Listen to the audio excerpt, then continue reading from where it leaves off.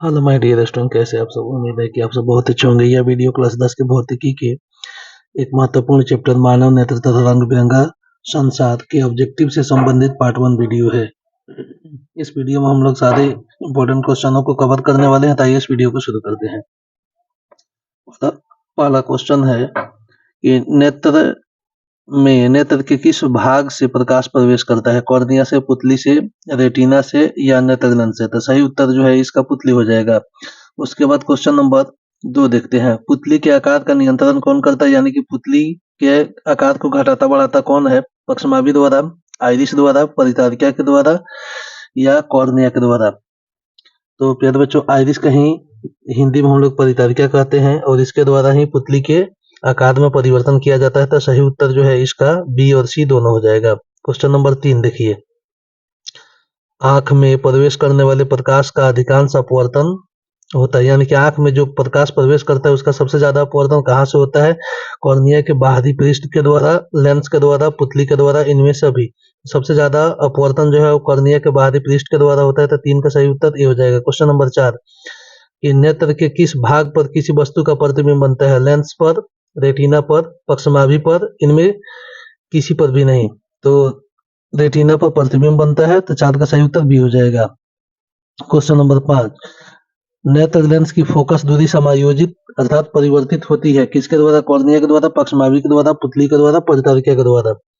तो सही उत्तर जो है इसका पक्षमाभी हो जाएगा अर्थात बी हो जाएगा। क्वेश्चन नंबर 6 मानव नेत्र का औसत व्यास होता है 2.3 सेंटीमीटर, 3.3 सेंटीमीटर, 4.4 सेंटीमीटर या इनमें से कोई नहीं। तो मानव नेत्र का औसत व्यास 2.3 सेंटीमीटर होता है। तो 6 का सही उत्तर ये हो जाएगा। क्वेश्चन नंबर 7 सुस्पष्ट दर्शन की अल्पमत दूरी अर्थात न्यूनतम दूरी कितनी होती है? 25 सेंटीमीटर, 25 मीटर, 2.5 मीटर, 2.5 मीटर। तो सही उत्तर इसका 25 सेंटीमीटर हो जाएगा। 25 सेंटीमीटर। 7 का ए। क्वेश्चन नंबर 8 मानव नेत्र की स्पष्ट दर्शन की अधिकतम दूरी कितनी होती है? 100 मीटर, 25 सेंटीमीटर, अनंत, 2.5 मीटर। तो स्पष्ट दर्शन की अधिकतम दूरी जो है वह अनंत होती है। क्वेश्चन नंबर 9 नेत्र लेंस और रेटिना के बीच द्रव भरा होता है। नेत्रोद, कचाव, ए और बी दोनों, इनमें से कोई नहीं। तो नेत्र लेंस और रेटिना के बीच जो द्रव होता है उसको हम लोग कचाव द्रव कहते हैं। तो क्वेश्चन नंबर 9 का सही उत्तर भी हो जाएगा। उसके बाद क्वेश्चन नंबर 10 देखिए। नेत्र लेंस और रेटिना के बीच कौन सा द्रव भरा होता है? कचाव द्रव होता है, नेत्रोद होता है, जलीय द्रव होता है, इनमें से सभी। तो नेत्र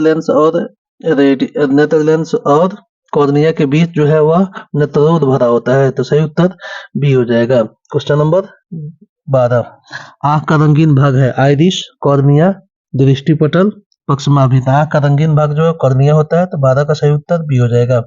क्वेश्चन नंबर 13 नेत्रदान में आंख का कौन सा भाग उपयोग में होता है? यानी कि जब कोई व्यक्ति नेत्रदान करता है तो उसके आंख के किस भाग का उपयोग किया जाता है? तो वह कॉर्निया का होता है। तो 13 का सही उत्तर बी हो जाएगा। क्वेश्चन नंबर 14 नेत्र लेंस पर दूधिया परत बनने से उत्पन्न होता है, क्या उत्पन्न होता है? मोतियाबिंद, जरा दृष्टि दोष, अबिंदुकता, इनमें से सभी। तो नेत्र लेंस पर दूधिया परत बनने से जो भी रोग उत्पन्न होता है उसको हम लोग मोतियाबिंद कहते हैं। तो क्वेश्चन नंबर 14 का सही उत्तर ये हो जाएगा। क्वेश्चन नंबर 15 रेटिना पर बना प्रतिबिंब होता है, यानी कि रेटिना पर जो प्रतिबिंब बनता है उसकी प्रकृति कैसी होती है? वास्तविक तथा उल्टा, काल्पनिक एवं सीधा, ए और बी दोनों, इनमें से कोई नहीं। तो वास्तविक और उल्टा बनता है जो वस्तु की अपेक्षा छोटा होता है। तो 15 का सही उत्तर ये हो जाएगा। क्वेश्चन नंबर 16 देखिए।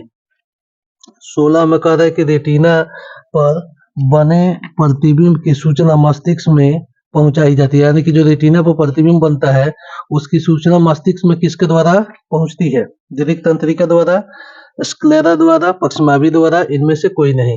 तो जो भी प्रतिबिंब रेटिना पर बनता है उसकी सूचना मस्तिष्क में दीर्घ तंत्रिका द्वारा पहुंचती है। तो 16 का सही उत्तर ये हो जाएगा। क्वेश्चन नंबर 17 रेटिना पर बने प्रतिबिंब की स्थायित्व बना रहता है, यानी कि रेटिना पर जो प्रतिबिंब बनता है उसका स्थायित्व कितना समय तक रेटिना पर बना रहता है? 5/11 सेकेंड तक, 1/11 सेकेंड तक, 1/16 सेकेंड तक, 2/17 सेकेंड तक। तो प्यारे बच्चों सही उत्तर इसका 1/16 सेकेंड होता है। यानी कि वस्तु आंख के सामने से जब हट जाता है फिर भी उसका प्रतिबिंब जो है 1/16 सेकेंड तक हमारे रेटिना पर स्थायित्व रूप से बना रहता है। तो क्वेश्चन नंबर 17 का सही ऑप्शन सी हो जाएगा। क्वेश्चन नंबर 18 दृष्टि पटल रेटिना में होता है, क्या होता है? क्षण कोशिका, शंकु कोशिका, ये और बी दोनों, इनमें से कोई नहीं। तो दृष्टि पटल जो हमारा रेटिना है उसमें क्षण कोशिका भी होती है और शंकु कोशिका भी होती है, तो सही उत्तर इसका सी हो जाएगा। उसके बाद हम लोग क्वेश्चन नंबर 19 देखते हैं। क्वेश्चन नंबर 19 कह रहा है कि आंख के भाग मुख्य रूप से होता है, यानी कि हमारा आंख जो है मुख्य रूप से कितने भागों में होता है या कितने परत होते हैं। तो आंख का मुख्य रूप से 1 2 3 4 में 3 परत होता है। पहला क्या होता है, श्वेत पटल, दूसरा कोराइड और तीसरा रेटिना होता है। तो मुख्य रूप से 3 पटल होता है। चौथा, एक आंख से दृष्टि विस्तार होने पर बने कोण का मान होता है, यानी कि हमारे एक आंख से कितना डिग्री का कोण बनता है, 90 डिग्री, 120 डिग्री, 140 डिग्री, 180 डिग्री। तो सही उत्तर इसका 140 डिग्री अर्थात सी हो जाएगा। क्वेश्चन नंबर 21 में कह रहे हैं कि दोनों आंखों से किसी वस्तु को देखने पर आंख द्वारा बने कोण का अधिकतम मान होगा, यानी कि जब हम लोग किसी वस्तु को देखते हैं तो दोनों आंखों के द्वारा कितना कितना डिग्री का कोण बनता है, 120 डिग्री, 160 डिग्री, 180 डिग्री, 360 डिग्री। तो फिर बच्चों दोनों आंखों के द्वारा जो एंगल क्रिएट होता है वह उसका मान 180 डिग्री होता है। तो 21 का सही उत्तर सी हो जाएगा। क्वेश्चन नंबर 22 कहता है कि आंखों में रंगों को पहचान करने वाले कोशिका का नाम क्या है। आंख में जो रंगों को पहचान करने वाले कोशिका है उसका नाम क्या है, शंकु कोशिका, क्षण कोशिका, ए और बी दोनों, इनमें से कोई नहीं। तो रंगों को पहचान करने वाला जो सेल होता है वह शंकु कोशिका होता है। तो 22 का सही उत्तर ए हो जाएगा। उसके बाद कह रहा है कि 23 में कि कौन कौन कोशिका केवल काला और सफेद रंग का पहचान करता है। क्षण कोशिका, शंकु कोशिका, जंतु कोशिका, इनमें से कोई नहीं। तो हमारे रेटिना में क्षण और शंकु दो प्रकार की कोशिकाएं होती है। शंकु कोशिका कलर के लिए उत्तरदायी है और जो क्षण कोशिका है वह ब्लैक एंड व्हाइट यानी कि सफेद और काला और सफेद रंग का पहचान करता है। तो 23 का सही उत्तर जो है वह ए हो जाएगा, क्षण कोशिका। क्वेश्चन नंबर 24 निम्न में किसकी संख्या अधिक होती है, शंकु कोशिका के, क्षण कोशिका के, दोनों का, इनमें से कोई नहीं। तो प्यारे बच्चों क्षण कोशिका की संख्या जो है वह अधिक होती है। तो 24 का सही उत्तर भी हो जाएगा। क्वेश्चन नंबर 25 देखते हैं। 25 में कहा था कि निम्न में किसकी संख्या अधिक होती है, नेत्रोद की, कचाप द्रव की, जलीय द्रव की, इनमें से भी। तो कचाप द्रव की संख्या मात्रा जो है वह नेत्रोद की तुलना में अधिक होती है। तो 25 का सही उत्तर बी हो जाएगा। क्वेश्चन नंबर 26 धूप में जाने पर पुतली का आकार होता है, यानी कि जब धूप में कोई व्यक्ति जाता है तो पुतली के आकार में की अवस्था क्या होती है, बड़ा होता है, छोटा होता है, ना बड़ा ना छोटा, इनमें से कोई नहीं। तो जब व्यक्ति धूप में जाता है तो उस समय उसकी पुतली का आकार जो है वह छोटी हो जाती है। तो 26 का सही उत्तर बी हो जाएगा। क्वेश्चन नंबर 27 कम प्रकाश अर्थात अंधेरे में जाने पर पुतली का आकार होता है। जब व्यक्ति कोई अंधेरे में जाएगा तो उसके पुतली का आकार वहां क्या हो जाएगा, छोटा होगा, बड़ा होगा, कभी बड़ा कभी छोटा, इनमें से कोई नहीं। तो कम प्रकाश वाले स्थान पर जाने पर पुतली का आकार बढ़ जाता है। तो 27 का सही उत्तर बी हो जाएगा। क्वेश्चन नंबर 28 नेत्र में किस प्रकार का लेंस होता है, अवतल लेंस, उत्तल लेंस, समतल लेंस, इनमें से कोई नहीं। तो हमारे लेंस में जो हमारे नेत्र में जो लेंस होता है उसकी प्रकृति उत्तल लेंस के समान होती है, तो इसलिए सही उत्तर इसका बी हो जाएगा। क्वेश्चन नंबर 28 दृष्टि दोष कितने प्रकार का होता है, एक प्रकार के, 2 प्रकार के, 3 प्रकार के या 4 प्रकार के। तो सही उत्तर जो है इसका डी 4 प्रकार हो जाएगा। क्वेश्चन नंबर 30 कह रहा है कि निकट दृष्टि दोष का उपचार किस लेंस से किया जाता है, उत्तल लेंस से, अवतल लेंस से, ए और बी दोनों से, इनमें से कोई नहीं। तो निकट दृष्टि दोष का उपचार जो है वह अवतल लेंस से किया जाता है।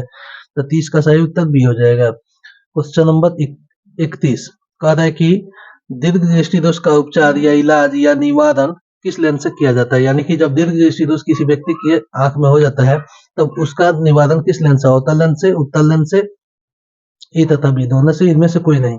तो दीर्घ दृष्टि दोष का उपचार जो है वह उत्तल लेंस से किया जाता है। तो सही उत्तर बी हो जाएगा। उसके बाद क्वेश्चन नंबर 32 किस दृष्टि दोष का निवारण उपचार द्विफोक्सी लेंस से किया जाता है, निकट दृष्टि दोष का, दूर दृष्टि दोष का, ज्यादा दृष्टि दोष का, अबिंदुकता का।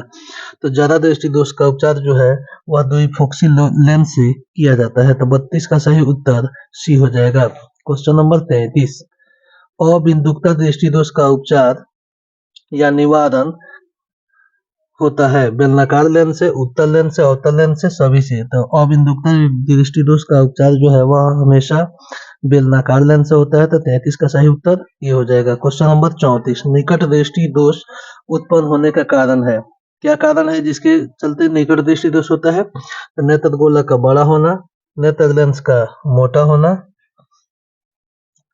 ए तथा बी दोनों, इनमें से कोई नहीं। तो सही उत्तर इसका ए तथा बी दोनों हो जाएगा। 34 का सही उत्तर सी हो जाएगा। आइए हम लोग क्वेश्चन नंबर 35 देखते हैं। क्वेश्चन नंबर 35 है दीर्घ दृष्टि दोष उत्पन्न होने का कारण क्या है? नेत्रगोलक का छोटा हो जाना, नेत्रगोलक का बड़ा हो जाना, ए तथा बी दोनों, इनमें से कोई नहीं। तो दीर्घ दृष्टि दोष का एक प्रमुख कारण है नेत्रगोलक का छोटा हो जाना। तो सही उत्तर ए हो जाएगा। क्वेश्चन नंबर 36, समंजन क्षमता कमजोर होने से कौन सा दृष्टि दोष उत्पन्न होता है? निकट दृष्टि दोष, दीर्घ दृष्टि दोष, जरा दृष्टि दोष, अबिंदुकता दोष। तो समंजन क्षमता कमजोर होने से जरा दृष्टि दोष होता है। तो 36 का सही उत्तर सी हो जाएगा। क्वेश्चन नंबर 37, कॉर्निया के वक्रीय भाग में परिवर्तन होने पर दृष्टि दोष उत्पन्न होता है। यानी कि जब कॉर्निया के वक्रीय भाग में परिवर्तन हो जाता है, अर्थात कॉर्निया पूर्णतः गोल नहीं होता है, तो उसके कारण कौन सा दृष्टि दोष होता है? जरा दृष्टि दोष, अबिंदुकता दृष्टि दोष, निकट दृष्टि दोष, इनमें सभी। तो प्यारे बच्चों, अबिंदुकता दृष्टि दोष होता है उसके कारण। तो 37 का सही उत्तर बी हो जाएगा। उसके बाद हम लोग देखते हैं क्वेश्चन नंबर 38। 38 में कहा है कि नेत्र से निकट की वस्तु साफ साफ नहीं दिखाई दे तो नेत्र में उत्पन्न दोष होगा। यानी कि किस दृष्टि दोष में नजदीक की वस्तु साफ साफ नहीं दिखाई देती है? तो वह दीर्घ दृष्टि दोष हो जाएगा। तो ऑप्शन में बी सही उत्तर होगा। उसके बाद कह रहे कि नेत्र से दूर की वस्तु साफ साफ नहीं दिखाई दे तो नेत्र में उत्पन्न दोष होगा। निकट दृष्टि दोष, दूर दृष्टि दोष, इनमें से कोई नहीं, अबिंदुकता।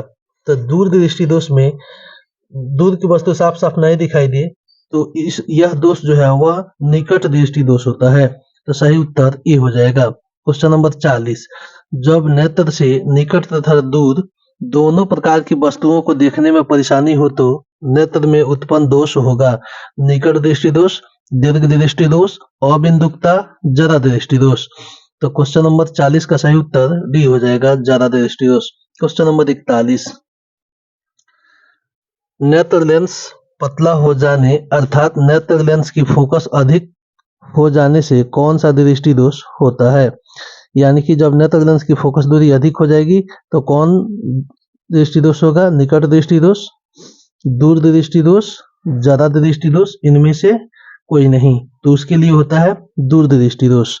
तो 41 का सही उत्तर बी हो जाएगा। क्वेश्चन नंबर 42, नेत्र लेंस मोटा हो जाने अर्थात नेत्र लेंस की फोकस दूरी घट जाने पर दृष्टि दोष होता है। निकट दृष्टि दोष, दूर दृष्टि दोष, जरा दृष्टि दोष, इनमें से कोई नहीं। तो जब नेत्र लेंस मोटा हो जाएगा तो उस अवस्था में निकट दृष्टि दोष होता है। तो 42 का सही उत्तर ए हो जाएगा। क्वेश्चन नंबर 43, किस प्रकार का दृष्टि दोष उत्पन्न होने पर प्रतिबिंब रेटिना पर न बनकर उससे पहले बन जाती है? निकट दृष्टि दोष में, दीर्घ दृष्टि दोष में, जरा दृष्टि दोष में, इनमें से सभी। तो निकट दृष्टि दोष में प्रतिबिंब रेटिना पर न बनकर रेटिना से पहले ही बन जाती है। तो 43 का सही उत्तर ए हो जाएगा। क्वेश्चन नंबर 44, किस दृष्टि दोष में प्रतिबिंब रेटिना पर न बन के उसके पीछे बनता है? निकट दृष्टि दोष में, दीर्घ दृष्टि दोष में, जरा दृष्टि दोष में, इनमें से कोई नहीं। तो दीर्घ दृष्टि दोष में प्रतिबिंब जो है रेटिना पर न बन के रेटिना के पीछे बनता है। तो 44 का सही उत्तर बी हो जाएगा। क्वेश्चन नंबर 45, तारे के टिमटिमाने की व्याख्या किस सिद्धांत पर आधारित है? अपवर्तन के सिद्धांत पर, प्रकीर्णन के सिद्धांत पर, विक्षेपण पर, सभी। इसका सही उत्तर अपवर्तन हो जाएगा।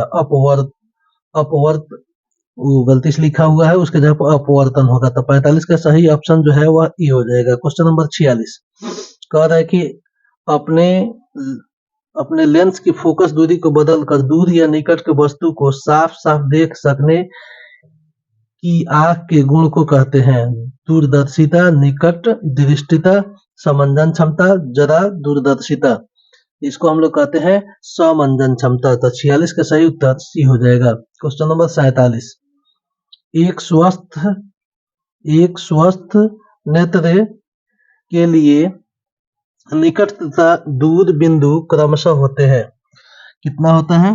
तो निकट 25 और 0 और 25 मीटर, और बी ऑप्शन में 0 और अनंत 25 एवं 250 cm, और डी में दिया 25 सेमी एवं अनंत। यानी कि निकट के लिए 25 सेंटीमीटर होता है और अनंत के लिए दूर के लिए अनंत होता है। तो 47 का सही उत्तर हम लोगों का डी हो जाएगा। क्वेश्चन नंबर 48, श्वेत अर्थात सफेद रंग कितने रंगों के मेल से बना होता है? 3, 4, 5 या 7। यानी कि सफेद रंग के प्रकाश में कितने रंग होते हैं प्रकाश के? तो वह 7 रंगों का मिश्रण होता है। तो 48 का सही उत्तर डी हो जाएगा। 7 रंग। तो इस वीडियो में हम लोग इतना ही रहने देंगे। क्वेश्चन 48 क्वेश्चनों को हम लोगों ने कवर कर लिया है। इसका पार्ट 2 आएगा, उसमें भी लगभग 40 से 45 क्वेश्चन रहेगा। दोनों वीडियो अगर आप देख लेते हैं तो परीक्षा में इससे बाहर ये मानव से कोई भी प्रश्न ऑब्जेक्टिव नहीं आएगा। 100% आप परीक्षा में अच्छा से कवर कर लेंगे। Thank you for watching. फिर मिलेंगे नेक्स्ट वीडियो में, तब तक के लिए धन्यवाद।